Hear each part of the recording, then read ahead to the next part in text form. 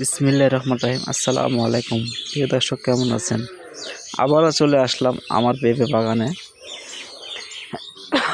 এই যে দেখুন, দেখতে পাচ্ছেন আপনারা আমার পেঁপে বাগানে পেঁপে গাছ।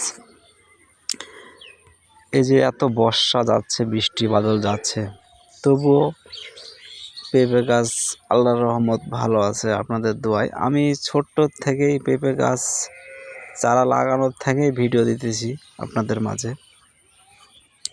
তো আলহামদুলিল্লাহ গাছ এ পর্যন্ত ভালো আছে। এখন সামনে বাকিটি আল্লাহ কি করবে জানি না। খুব বৃষ্টি, প্রচুর বৃষ্টি হচ্ছে। এত বৃষ্টির মাঝে তবুও যে গাছগুলো এত সুন্দর আছে, আলহামদুলিল্লাহ আপনাদের দোয়ায় আল্লাহর রহমত খুব ভালো আছে। দেখুন, দেখাচ্ছি আমার পেঁপে বাগানটা ঘুরে ঘুরে। এই যে দেখুন,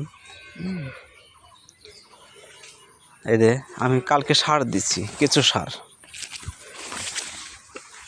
গাছের গোড়ায় কেঁচো সার দিয়েছি। তারপরে ফের বৃষ্টি আসছে রাত্রে, খুব ভালো হয়েছে আলহামদুলিল্লাহ।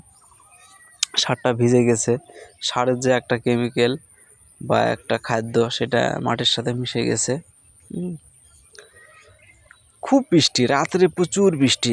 আমি অবশ্য জায়গাটাতে মাটি কাটছিলাম, তো উঁচু করছি, আমার সমস্যা হয়নি। তো কেউ যদি পেঁপে বাগান করতে চান, পেঁপের গাছে জমিতে উঁচু করবেন। দেখুন যে ফুল ফল আসতেছে, আলহামদুলিল্লাহ খুব সুন্দর।